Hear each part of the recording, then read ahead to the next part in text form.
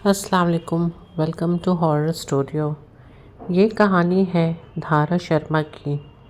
धारा शर्मा की अभी कुछ दिन पहले ही शादी हुई थी। करीबन 2 से 4 दिन शादी को अभी बीता ही था कि उसके पति के ऑफिस से अचानक से कॉल आ गई कि उसे किसी काम के लिए दुबई जाना पड़ रहा है। ये खबर सुनकर धारा काफ़ी उदास हो जाती है। और उदास हो भी क्यों ना, जिसकी अभी नई नई शादी होती है उसके कितने सारे ख्वाब होते हैं कि मैं अपने हस्बैंड के साथ ऐसे वक्त बिताऊं वैसे वक्त बिताऊं। लेकिन उसके हस्बैंड को किसी बहुत ज़रूरी काम से दुबई जाना पड़ता है। एक रात की बात है, जिस दिन उसके हस्बैंड दुबई के लिए रवाना होते हैं, धारा और उसकी सास घर पे बिल्कुल भी अकेले रहती हैं। धारा अपने कमरे में अकेली रहती है और वो सोने की कोशिश करती है। थोड़ी देर के बाद उसे अचानक से किसी चीज़ की आहट सुनाई देती है, जिससे उसकी आंख खुल जाती है और वो काफ़ी घबरा जाती है कि ये कैसी आवाज़ थी। लेकिन इन चीज़ों को नज़रअंदाज करते हुए उसकी आंख थोड़ी देर के लिए फिर लग जाती है।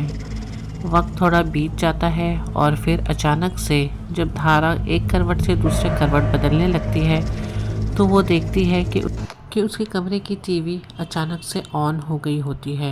वो काफ़ी सोच में पड़ जाती है कि टीवी तो बंद थी लेकिन ऑन कैसे हो गई।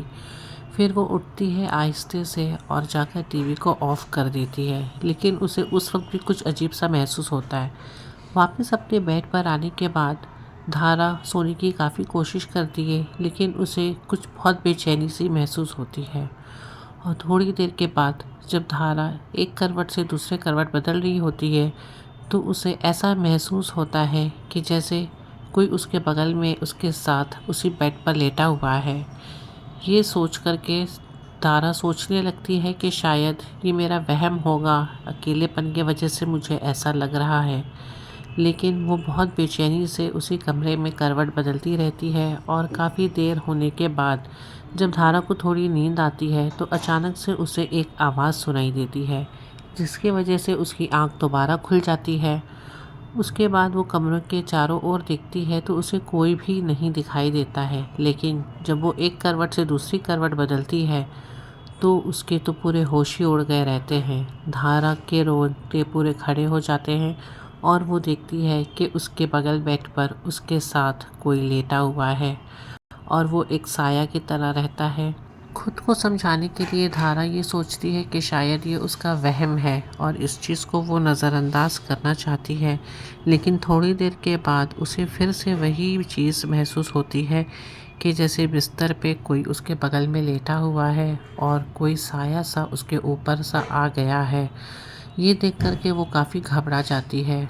वो बहुत चीखना भी चाहती है, लेकिन उसके गले से आवाज़ भी नहीं निकलती है और ना उसे ताकत मिलती है कि वो उठ कर के उस बिस्तर से खड़ी हो। बहुत हिम्मत जुटाने के बाद धारा जैसे तैसे करके बिस्तर से खड़ी हो जाती है और बिस्तर से खड़े होने के बाद वो चारों तरफ देखने लगती है तो उसे वो साया थोड़ी देर के लिए उसी बेड पे दिखता है, लेकिन अचानक से वो गायब हो जाती है। ऐसे में धारा की हालत और ज़्यादा ख़राब हो जाती है डर से और धारा मंत्र पढ़ना शुरू करती है। धारा जैसे जैसे मंत्र पढ़ना शुरू करती है उसे महसूस होता है कि जैसे कोई उसे गौर से देख रहा है। अचानक से धारा के सामने वो साया फिर आकर के खड़ी हो जाती है और ये देखकर धारा काफ़ी डर जाती है, जिसकी वजह से धारा के मुंह से एक बहुत ज़ोर की चीख निकलती है। चीख की आवाज़ सुनते ही बगल कमरे में उसकी सास दौड़ के धारा के पास आती हैं और धारा से पूछने की कोशिश करती हैं कि क्या हुआ, तुम ऐसे क्यों चीख रही हो। तो धारा उन्हें सब कुछ समझाने की कोशिश ही करती है कि वो चाह रही थी कि अपनी सास को सारी बातें बताए।